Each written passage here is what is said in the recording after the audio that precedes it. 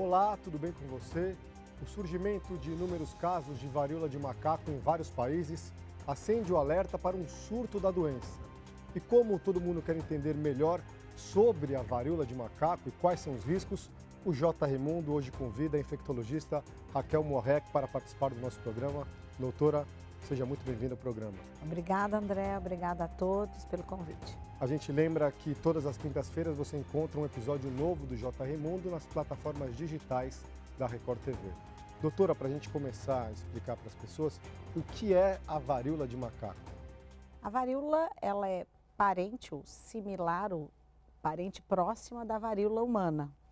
Ela é uma varíola da mesma família, do mesmo gênero, é Ortoviridae, que é uma família relacionada a todos os poxvírus, que seriam, no total, 4 deles têm casos ou como relacionados a animais a humanos. E este é relacionado a alguns animais silvestres, principalmente o macaco que veio e outros terrestres, vamos dizer assim, né?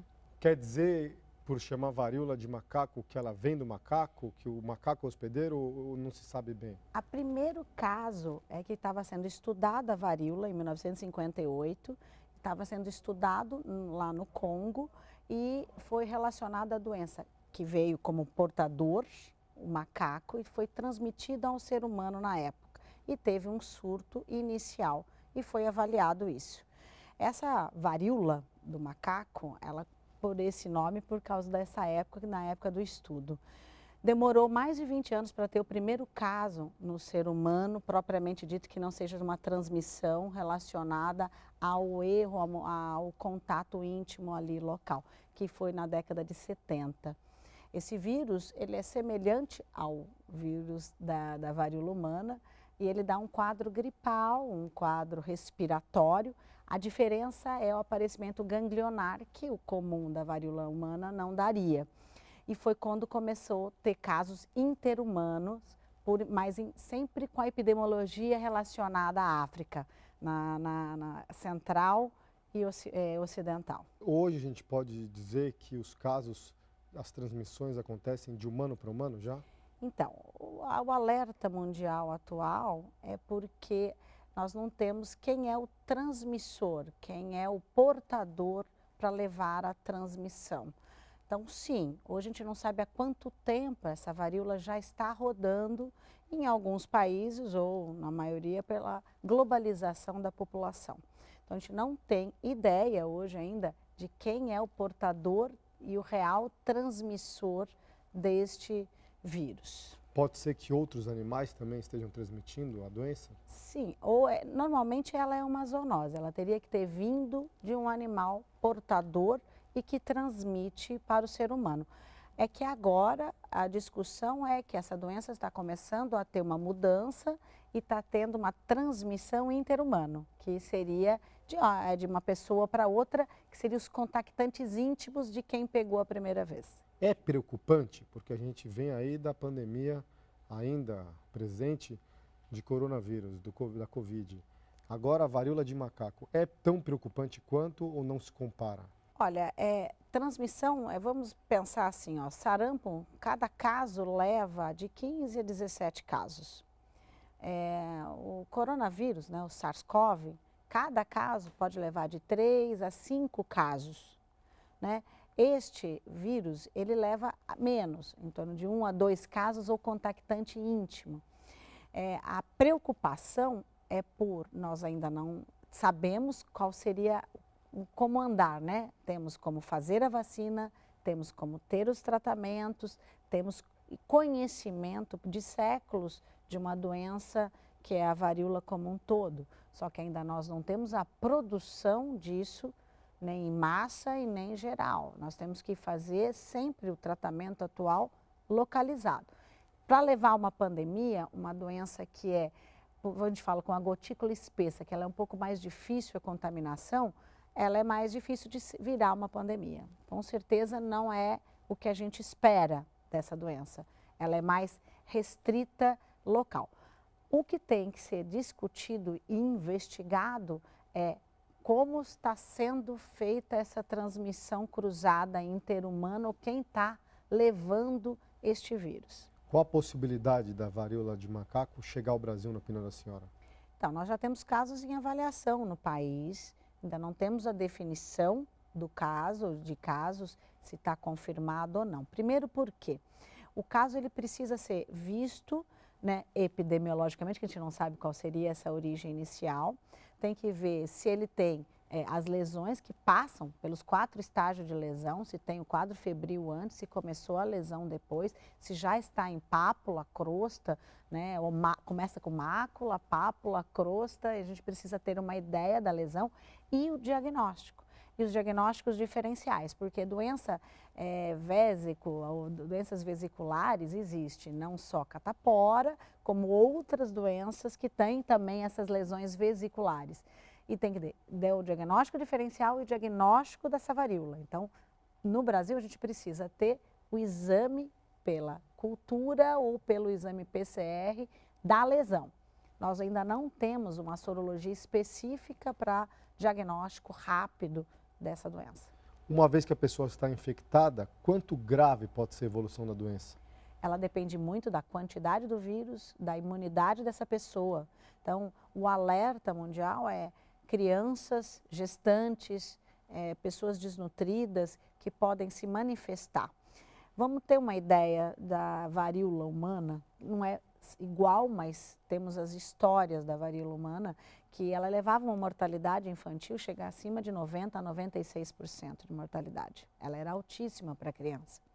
Adulto chegou até 20%, 30% de taxa de letalidade nas épocas áureas da varíola. Essa varíola que é do macaco, essa varíola ela leva a taxa de mortalidade na África, visto pelos surtos que tem lá, de 1% a 3%, chegou até 10%, mas é baixo. Então ela é mais lenta, de evolução mais tranquila, não é semelhante à varíola humana. A diferença lá é os tipos também, porque tem 2 tipos na África, que um é mais grave de manifestação e o outro é mais leve. Quais tipos de sintomas a pessoa vai ter? Então, vamos lá. O sintoma, o que é grave na varíola? Você pode estar contaminado agora e vai se manifestar com febre só daqui 10, 14, podendo chegar até 21 dias depois. Muito mais do que Covid, então. Muito mais tempo depois. Então, você está transmitindo até lá e essa transmissão pode vir nesse período que a gente fala prodrômico, que seria aquela, você ainda está estável. Qual seria o seu sintoma quando você manifestasse? Na maioria das vezes em 14 dias, mas pode chegar a 21. Você vai ter cansaço, prostração, febre e começa os gânglios, que seria axilar, inguinal, que seria aquelas ínguas, e até no pescoço.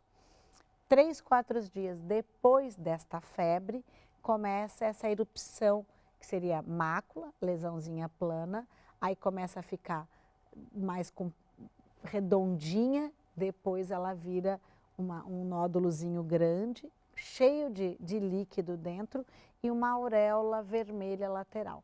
Começa no rosto, pescoço, mãos e os pés. Chega até, então a gente fala crânio caudal, que é a evolução natural desse vírus. É bem desagradável, né? São lesões iguais, né? Então ela não tem várias formas de aparecimento, né? Então, e estágios de aparecimento. Elas são redondas e cheias como se fosse um pus mesmo, pustulosas. O quadro mais grave são os respiratórios. Se você tiver o quadro respiratório, ela é um pouco mais grave que só o quadro cutâneo. Tem a história, né, da varíola humana, que você fazia as escarificações dessas lesões, onde podia ter a disseminação, e se passava isso, que essa vacina da varíola foi criada no século XVIII, e se passava para uma outra pessoa para poder ter a resposta imune natural dela. Então foi assim o estudo dessa vacina. Agora, a senhora disse que não é um índice de mortalidade muito grande, mas a gente viu, sempre pegando o exemplo do coronavírus, as mutações que acontecem com o vírus. É possível também que venham novas mutações mais transmissíveis, mais graves? Então, todo vírus, existem os vírus RNAs, que seria o SARS-CoV, é um RNA, então ele tem muito mais rapidez de mutação. Mas os vírus DNA, eles são mais resistentes, eles são mais permanentes, eles são mais difíceis mesmo de ter até mutação, mas ele é mais difícil também de você enfrentar ele nesse sentido. Então, sim, ele pode ter mudanças, como todo vírus, e essa mudança causar essa adaptação no ser humano e causar uma doença, às vezes, um pouco mais séria. Doutora, a vacina contra a varíola humana, que foi usada até 1980, ela também protege contra a varíola de macacos? Em 2010, 2012, foi feito um estudo onde as pessoas vacinadas, depois do surto de 2003, que teve lá nos Estados Unidos, por transmissão por roedores, por animais domésticos lá, e teve mais de 80 casos. Essa varíola aí foi estudada, a análise de quem foi vacinado poderia ter uma defesa que chega até 85%, mas ela é muito variável de acordo com o sistema imune de cada um. Então, não é todo mundo que vai ter uma resposta imune paralela da humana com a do macaco semelhante. É muito cedo para a gente pensar em vacinar a população, já ainda que seja com essa vacina antiga que se dava até 1980 aqui no Brasil? Então, existem os protocolos de tratamento em relação à varíola no macaco, porque já vem vários surtos anteriores, que seria os bloqueios anelares. É o bloqueio local que tenha tido contato até 4 dias, você tem que ou vacinar de acordo com o sistema imune da pessoa, ou é uma imunoglobulina específica, e tem o tratamento que são 2 tipos de antivirais, um principal que está se discutindo desde 2017, 2019, como um principal terapêutica para utilizar nestes bloqueios ao caso índice. Então, assim, temos a fonte, temos como fazer, o problema é o como fazer, a quantidade do que fazer. Então, isso ainda não tem, vamos dizer, o mundo está em análise e está em discussão de temos como produzir, mas não temos nada pronto ainda. A gente se acostumou com as regras ou as orientações de distanciamento social, álcool em gel, máscara, isolamento. E para a varíola de macaco, o que fazer para evitar a transmissão? Olha, a principal coisa de varíola, até na época da peste negra, é limpeza, higiene, qualquer detergente mata o vírus. Então, a principal medida é a higienização das mãos. Outra medida, realmente, o respiratório. O uso de máscara, ele vem ajudar pela a manifestação respiratória desse vírus e como você pode pegar. Outra, como a gente não sabe há quanto tempo o vírus já está circulando, tá? Porque as pessoas não tinham essa ideia de que esses tipos de lesão poderia ser varíola até esse mês de maio atrás. Então, são uma doença que o sistema de saúde vai ter que estar alerta, conhecer, para poder identificar. A identificação é outro passo que nós temos essa dificuldade, porque todas essas regras foram restritas para casos nesses bloqueios e que foram feitas em países que tinham alguns casos. Então, teria que ser disseminado o diagnóstico, disseminado a forma de fazer essa investigação, não só por lesão, que você sabe que a gente pode contaminar, né? Só de mexer em lesão tem a contaminação. Então, a gente precisa antecipar para que toda a rede de saúde mundial consiga dar o diagnóstico precoce e bloquear melhor. Em caso de diagnóstico, se uma pessoa tiver a confirmação de que ela está infectada, o que ela deve fazer, além de procurar um médico? Deve se isolar também, da mesma forma? Ela tem que procurar assistência de saúde para ter realmente diagnóstico e avaliar diagnóstico diferencial. E o diagnóstico certeiro, que seria através desses exames locais. Existe a gravidade da varíola, né? Ela é autolimitada de 2 a 4 semanas depois que aparece a lesão, mas ela pode levar a cegueira, ela pode levar a infecções secundárias como pneumonia, infecções de pele mais grave. Então, ela não é uma doença tão simples e ela é uma doença que durou muitos e muitos, né, em muitos séculos. Então, são doenças que são mais adaptadas. Então, a gente precisa ter um mecanismo de intervenção e analisar. Se tiver indicação de tratamento, existe o antiviral, não disseminado para toda a população e não fácil de se encontrar, mas existe a forma da gente fazer um bloqueio ideal. Mas isolamento é importante? Isolamento é importante a nível hospitalar, porque tem que ter critério de uso de máscara e o ir e vir de quem vai cuidar desse paciente tem que ser todo paramental. Hoje a gente discute os riscos da varíola de macaco e conversa com a infectologista Raquel Morretti. Doutora, a gente lembra que no início da pandemia de coronavírus, no começo, quando apareceram os casos na China, assim, as pessoas no Brasil não davam muita importância, achavam que era uma coisa distante, que não ia chegar ao Brasil, que não se tornaria tão grave quanto se tornou.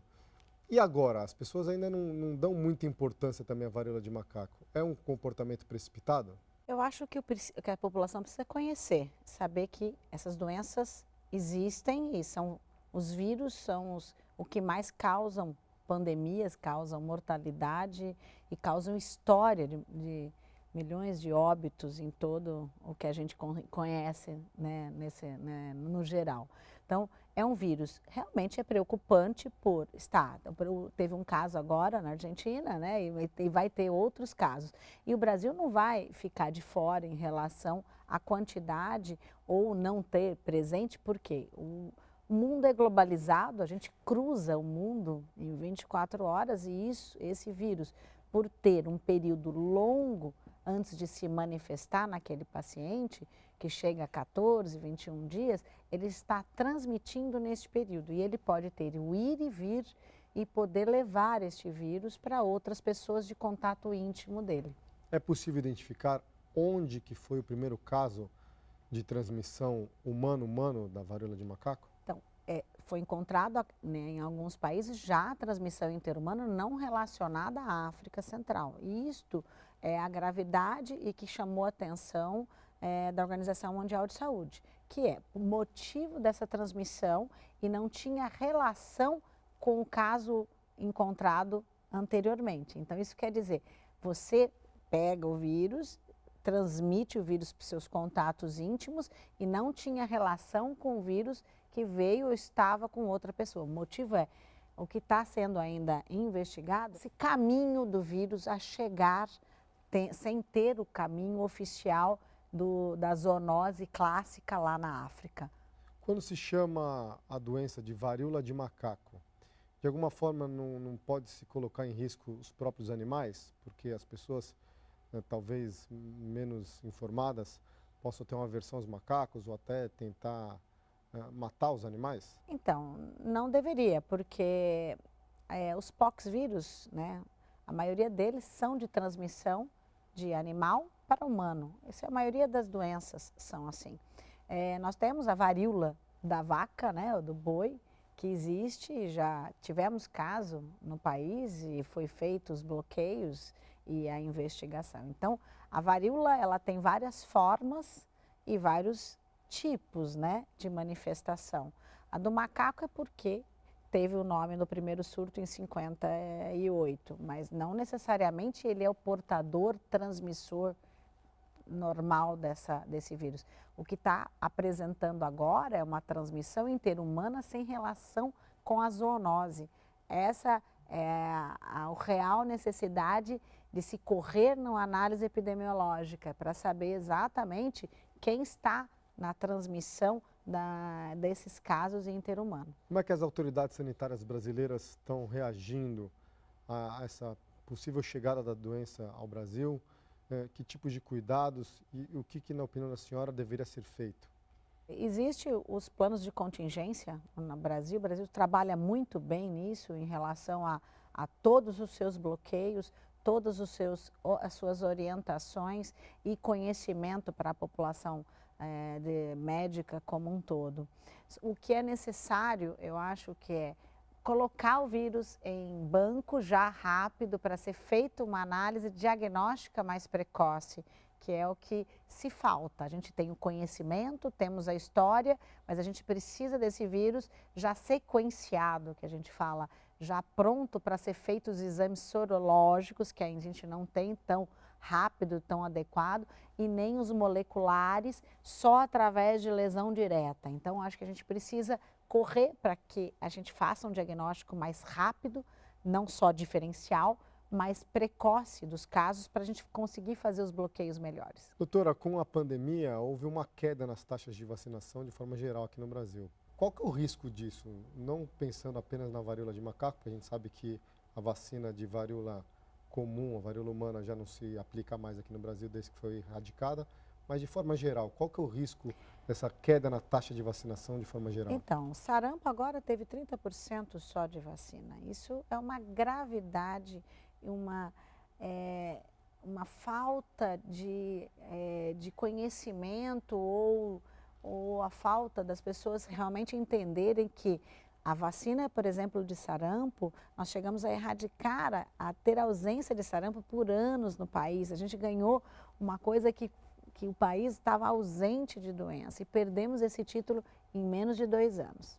Foi em 2016 e 2018 a gente voltou a perder. Então isso é uma coisa muito ruim, porque são doenças preveníveis com vacina e se a vacinação estiver acima de 90%, 95%, a gente não tem mais casos. Então 30% é muito baixo a população vacinada.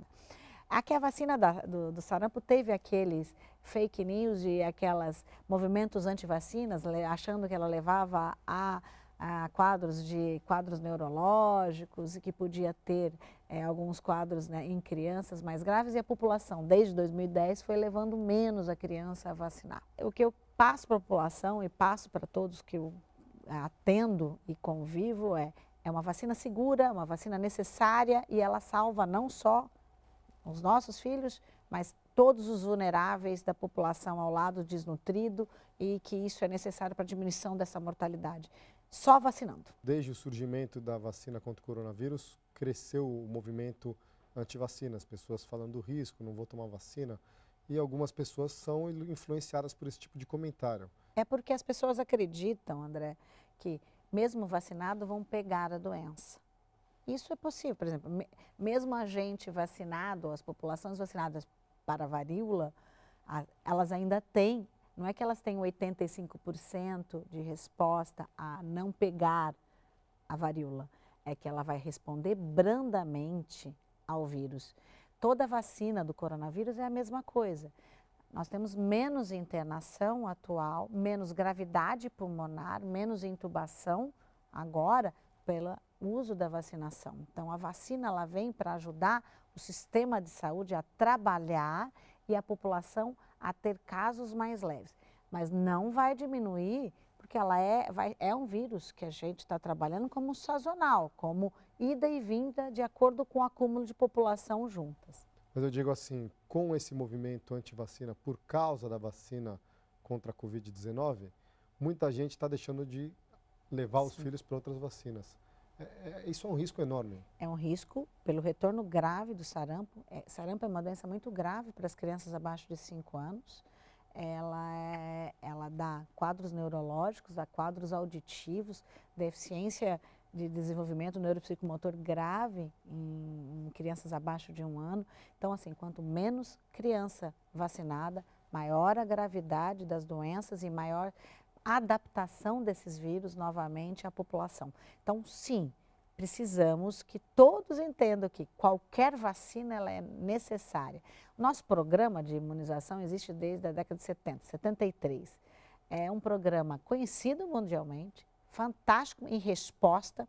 Nós paramos a vacinação da varíola em 1980, mas o último caso foi em 73 e no mundo foi 76. Quer dizer, nós temos uma resposta maior à vacina, né? Então, eu acho que todos acreditavam mais no programa nosso de imunização e eu acho que tem que voltar a acreditar, porque ela está aí para ajudar a diminuição de mortalidade. Não vai diminuir o número de infecção. Só vamos cair se tiver mais de 90% vacinado, seja com qualquer vacina, inclusive de Covid. Se eu não chegar acima de 90% a 95% da população vacinada como um todo, porque o país anda, se eu não tiver todo mundo vacinado, eu vou continuar tendo casos. Doutora Raquel, muito obrigado pela participação no JR Mundo. Eu que agradeço, André, agradeço a todos. O JR Mundo fica por aqui, a gente volta na semana que vem com mais uma entrevista especial que você acompanha em todas as plataformas digitais da Record TV. Obrigado a você que nos acompanha.